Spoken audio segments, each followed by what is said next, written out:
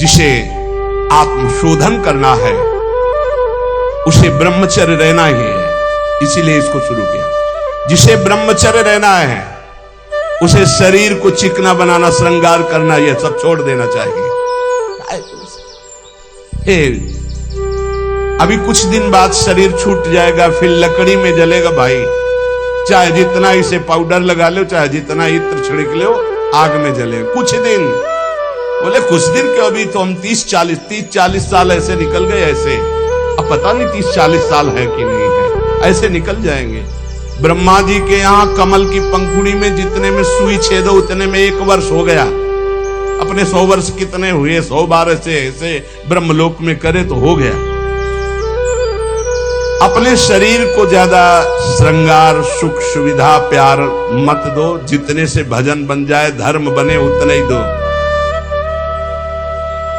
स्त्रियों का काम भाव से स्पर्श करना, संभाषण करना, देखना छोड़ दे। यदि आत्मशोधन करना है स्त्री साधक को पुरुष साधक से, काम भाव से, कैसे, किसी भी तरह से, बहुत सावधानी का विषय से आपको खुद निर्वाह करना है, कोई दूसरा निर्वाह करने वाला नहीं, दूसरे को सफाई देने की जरूरत नहीं। तीसरी बात, पहला है शरीर का श्रृंगार, दूसरा है स्त्रियों से संसर्ग, संभाषण, बातचीत आदि आदि। तीसरा है पौष्टिक और स्वादिष्ट भोजन। ये महान भयंकर हैं 3 बातें जो साधक को नष्ट कर देती है। शरीर का श्रृंगार करना, माताओं बहनों से काम भाव से युक्त होकर के इस तरह का व्यवहार, बातचीत, ऐसा आप सफाई पेश कर सकते हैं। भैया सफाई पेश करने की बात नहीं, आप खुद देख लीजिए। आपका अगर दृष्टि ठीक है, आपका भाव ठीक है, आपका व्यवहार ठीक है, भगवान को साक्षी करके, तो कोई दोष नहीं है। लेकिन यदि आप अंदर से दूषित हैं तो आप बचिए। और स्वादिष्ट बलिष्ठ भोजन, आत्मशोधन करने वाले उपासक को जरूरत नहीं, कोई जरूरत नहीं। ये घी, रबड़ी, रसगुल्ला, दूध और ये बादाम, पिस्ता, ये गृहस्थों के लिए बने, ये भगवत मार्ग के पथिकों के लिए नहीं, उनके लिए नाम रूपी बल ब्रह्मचर्य का महान ताकत, एक अद्भुत बल, एक अद्भुत उत्साह, एक अद्भुत तेज बना रहता। बादाम में थोड़ी है, हलवा में थोड़ी है। बादाम हलवा खा के तो बेकार हो जाओगे। शुद्ध सात्विक थोड़ा अन्न एक बार डाल लिया शरीर पोषण के लिए, बस जल, व्यायाम, प्राणायाम, ब्रह्मचर्य, इससे बहुत बड़ा बल प्राप्त होता है। हमें निरंतर मन को वश में करना, मन को वश में करने के लिए ये शारीरिक बल की जरूरत नहीं है। शारीरिक बल तो अपने आप बना रहता है। उत्साह, एक आत्मिक शक्ति, एक बल, एक अलौकिकता रहती है। ये निकृष्ट आचरण करने से नहीं। स्वादिष्ट और पौष्टिक भोजन की कोई आवश्यकता नहीं ब्रह्मचारी की। 5 चम्मच उसमें दाल में घी डाल के और इस सब कर, फिर कैसे हजम करोगे? तपस्वी उपासक को चाहिए स्त्री के रूप की तरफ, उसके हास्य की तरफ, उसके मधुवचन की तरफ, उनके संकेत की तरफ, उनके हाव भाव की तरफ, या स्त्री उपासक को चाहिए पुरुष के ऐसे परस्पर चितवन को ना देखे, ना चिंतन करे, ना देखे, ना चिंतन करे।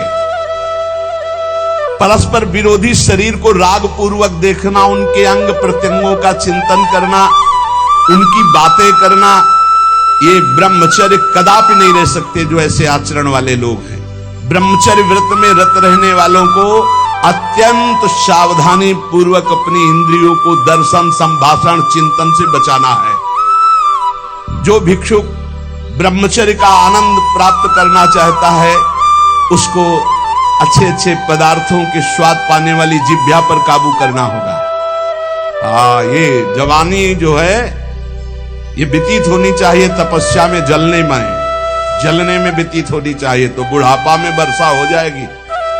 गर्मी की बात वर्षा आती है ना, जलोगे तपोगे तो वर्षा हो जाएगी। अगर पहले ही भीजे भोगों में पड़े रहोगे तो बुढ़ापा में सड़ोगे। फिर ध्यान रखना, पक्की बात समझ लो। सड़ना जानते किसे कहते हैं? अगर ध्यान हो आपको हित धाम में, एक 70-75 वर्ष के वयोवृद्ध वेशधारी जो बोल रहे थे, तो हम दोबारा पुनरावृत्ति नहीं करेंगे बोलने की, वो बोल रहे थे, आप लोगों को ध्यान होगा कि महाराज बचा लीजिए, 75 साल का हूं, ऐसे से ऐसा ऐसा ऐसा।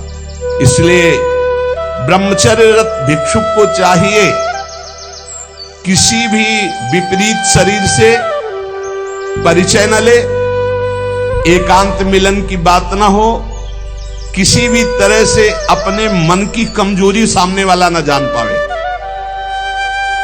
ब्रह्मचर्यरत भिक्षुक को चाहिए कि वासनावर्धक, पुष्टिकारक भोजन, पेय, वार्ता, दृश्य इनका परित्याग कर दे।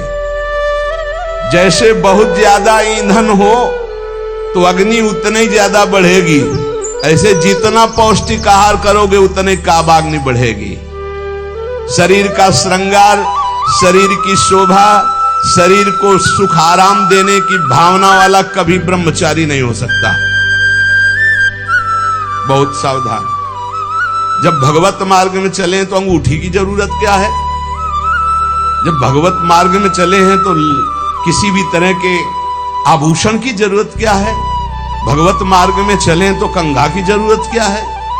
भगवत मार्ग में चले हैं तो चिकनाहट लगाने की जरूरत क्या है? सजाने की जरूरत क्या है? वैसे ही तेजों में सजे रहोगे। दो ही प्रकार से भगवत मार्ग में रहने वालों की पद्धति है, या तो पूरे बाल मुड़वा दे या पूरे बाल रखे रखे। 10-20 वर्ष बनाए रखो फिर मुड़वा दो, या पूरे जीवन बनाए रखो, और या फिर 2-2 महीने 4-4 महीने के नियम में उनका मुंडन कराते रहो। ये कंघा लगाना, ये सेटिंग करना, फिटिंग कर, ये सब नहीं है। बांध लगोटा बचा के इंद्री कभी न देखा पर नारी, और भिक्षा के टुकड़े खा करके चढ़ी परमार्थ की तैयारी। आंख उठाकर किसी की तरफ नहीं देखा, काछ वाच मन निश्चल राखे, धन धन जननी तेरी रे, फिर आगे चलकर प्रकाशित हो जाओगे। बहुत सावधानी की जरूरत है, और व्यायाम अत्यंत आवश्यक है। ये नहीं कि हम बहुत सेवा करते, नहीं। अरे ब्रह्मचर्य को पचाने के लिए 1 घंटा व्यायाम की जरूरत है। दवा कोई वर्जिश से बेहतर नहीं, नुक्सा है कम खर्च, बालानसेन शक्ति बढ़े, फुर्ती लहे, चोट न अधिक पिराए, अन्न पचे चंगा रहे, कसरत सदा सहाय। कम से कम 1500 दंड बैठक मारियो, फिर 2-4-6 घंटे पद्मासन सिद्धासन में नस नाड़ी एकदम शुद्ध, तब वो ब्रह्मचर्य लगना चाहिए कि ब्रह्मचारी जा रहा है। ये पानी से शुद्ध हो जाओगे, पानी से केवल जैसा घी लगता है ऐसा पानी लगेगा। प्राणवायु का संशोधन करके प्राणायाम कह नहीं रहा है, हफ्ता भर भोजन नहीं मिला, गंगा जल से काम चलता रहा। जब कभी कहीं मिल गया तो फिर 30-35। एक बार एक गंगा किनारे एक कुटी थी, तो राधे श्याम झोपड़ी थी, वयोवृद्ध संत निकले। आओ हम जानते गंगा किनारे भ्रमण करने वालों की क्या दशा होती, क्योंकि गंगा किनारे रहे भूखे हो गए। हाँ महाराज, कई दिन से नहीं मिला? हो गए होंगे 8-10 दिन। बोले बैठो, कोई त्योहार था, गांव से गए, पूरी कचौड़ी मांग के लाए। आप सही मानो इतनी पूरी लाके ऐसे 2-4 ऐसे सब्जी के टुकड़े होंगे भिक्षा में। जैसे हमें ये भी ध्यान नहीं रहा कि इनके लिए पूछे। पूरा राधे श्याम जब पा चुके गंगा जल, हमका महाराज आप, बोले हमें पता है, हम शाम के फिर ले आएंगे। बोले हमें पता गंगा किनारे कैसे होते, क्योंकि फिर पता नहीं कई दिन में मिले और कई दिन बाद मिला था। और कभी गैस की गोली थोड़ी कि गैस में कुछ नहीं, गंगा जल। अच्छा, ऐसी स्थिति में रोज आसनों पे बैठना, रोज व्यायाम करना। और पता नहीं आजकल के नए बच्चे व्यायाम में क्यों नहीं लगते, प्राणायाम क्यों नहीं करते, क्यों संयम से नहीं चलना चाहते? बोले समय नहीं है। समय आधा घंटा 1 घंटा तो व्यायाम होना चाहिए। ये व्यायाम जरूरी है, गृहस्थ हो या विरक्त, आधा घंटा व्यायाम।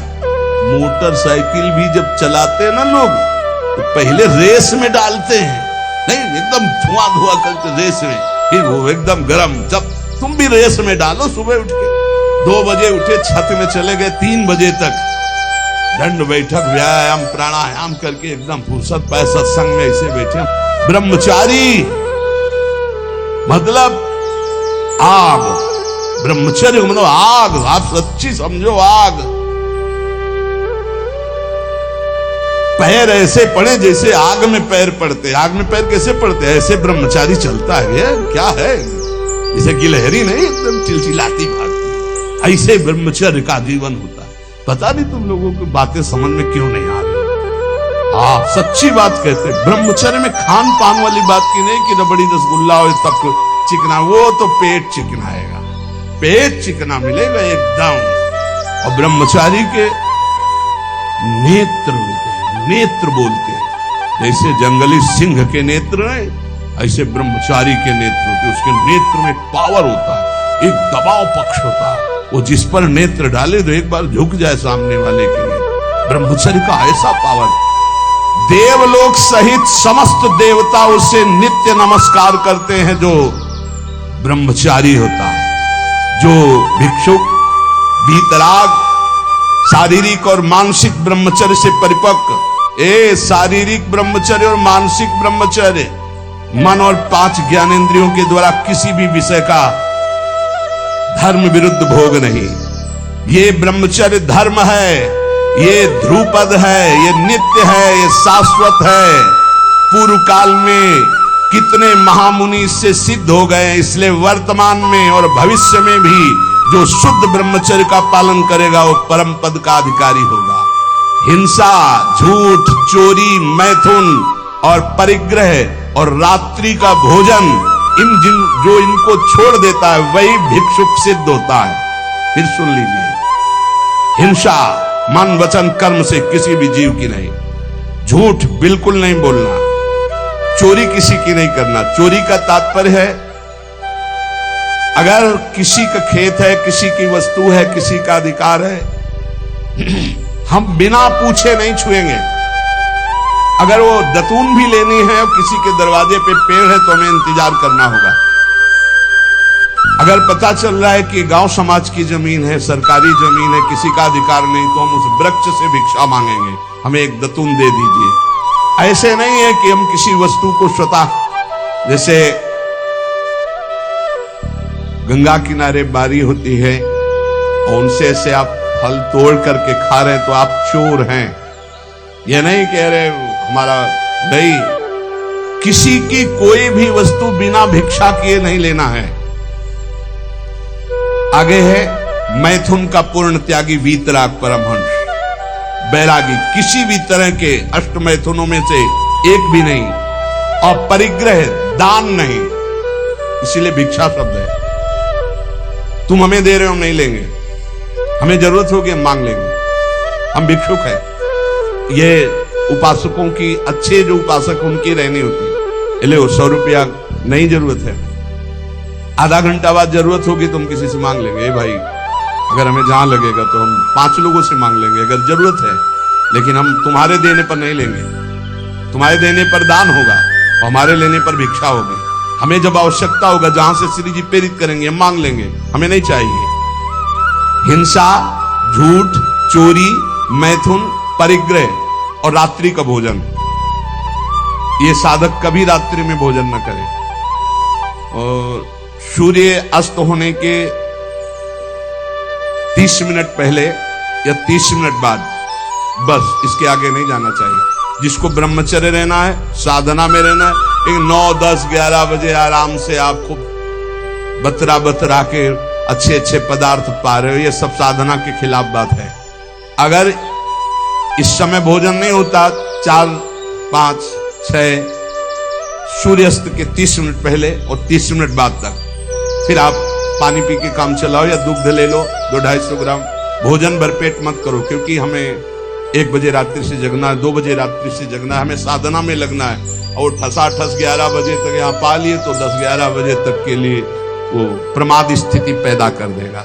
रात्रि का भोजन निषेध है साधु के लिए, या तो सूर्यास्त होने के पहले या बस सूर्यास्त होने के बाद ही 30 मिनट बाद तक, मतलब 7, बहुत अधिक 7:30, 8, इसके आगे नहीं। 9, 10, 11, 12 ये सब गृहस्थों की बात अलग। वीतराग परमहंसों का हमने स्वभाव देखा, सूर्यास्त होते होते जो कुछ, बस फिर इसके बाद शांत।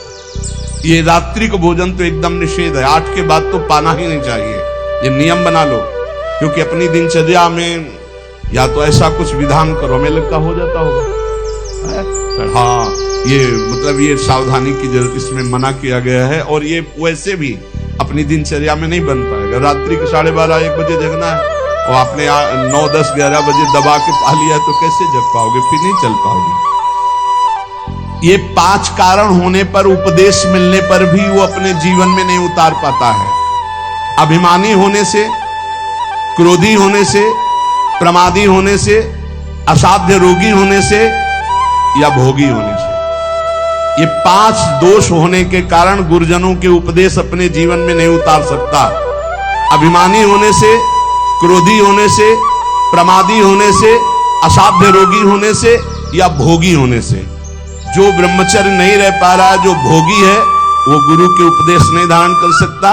जो असाध्य रोगी है वो बेचारा असमर्थ है, और जो प्रमादी है वो नहीं, और जो क्रोधी है वो नहीं, और जो अभिमानी है वो नहीं। जो गुरु की आज्ञा का पालन करता है, उनके इशारों को समझता है, उनकी आज्ञा में अपने प्राण समर्पित किए हैं, उसके अंदर संपूर्ण भागवतिक सद्गुण प्रकाशित हो जाते हैं। इसलिए उद्धत न हो, नम्र रहो, चपल न हो, शांति स्थिर रहो, मायावी मत बनो, सरल रहो, कोई नौटंकी नाटक नहीं, कौतूहली मत बनो, गंभीर रहो, किसी का तिरस्कार मत करो, सबको सम्मान दो, किसी से क्रोध वार्ता मत करो, क्षमा करो, अपने मित्रता का व्यवहार सुरक्षित रखो, शास्त्र का अध्ययन करो, पर शास्त्र के ज्ञान का घमंड मत करो। कोई भी तुम्हारे पर क्रोध करे, अप्रिय व्यवहार करे, तुम उसकी भलाई करो, ईश्वर से प्रार्थना करो कि उसकी बुद्धि शुद्ध हो। ऐसे उपासक को परम पद की प्राप्ति निश्चित होती है। जो श्रवण किया उसको मनन करो, आचरण में उतारो, नाम जप करो, जीवन इस जन्म में भगवान की शरण तक पहुंच ही जाए, भगवत प्राप्ति हो ही जाए पक्का। जो भी हास्य विनोद में भी सत्संग में कहते हैं वो केवल शिक्षास्पद कहते हैं। किसी का नीचा दिखाना या किसी का उपहास करना हमारा लक्ष्य नहीं, लेकिन आप उपहासपद आचरण न करें। आप ऐसा कोई पहनावा, ऐसा कोई खान पान, ऐसा कोई नाटक ना करें जो हमारे सनातन धर्म के विरुद्ध है, जो हमारे शास्त्र के विरुद्ध है। उससे आपका पतन हो जाएगा, पक्का समझो। बहुत बड़ा प्रभाव होता है सात्विक आहार, सात्विक भेष, सात्विक चिंतन, इससे बहुत उन्नति होती है। और असात्विक आहार, असात्विक भेष, असात्विक मनमाने आचरण, इनसे बहुत पतन हो जाता है। इतना पतन हो जाता है, आप सोचो, जिन माता पिता परिवार को प्राणों से अधिक प्यार किया जाता है, बुद्धि भ्रष्ट हो जाती है, काम से पीड़ित होकर वो अपने परिवार के गले काट देता है, भाग जाता है दूसरे पुरुष के साथ या दूसरी स्त्री। ये क्या बुद्धि भ्रष्ट हो गई? जिनकी पूजा करनी चाहिए उनकी हत्या कर देते हैं, जिनको हमें शीश पर आज्ञा, उनके शीश उतार लेते हैं। ये बुद्धि भ्रष्ट हो जाती है। आप देख लो, समाज में देख लो क्या हो रहा है। इसीलिए हम अगर विनोद में भी कोई बात कहते हैं तो तुम्हारे मंगल के लिए कहते हैं। किसी को कभी कुछ चुभे, कभी कुछ कोई शब्द चुभे, उसका विचार करना वो बहुत ही कड़वा होगा, लेकिन आपको स्वस्थ करने लायक होगा। जैसे कुछ ऐसी औषधियां होती, कुछ ऐसे चूर्ण होते हैं, बड़े कड़वे होते हैं, नीम जैसे लगते हैं, लेकिन वो आपका परम मंगल करते हैं।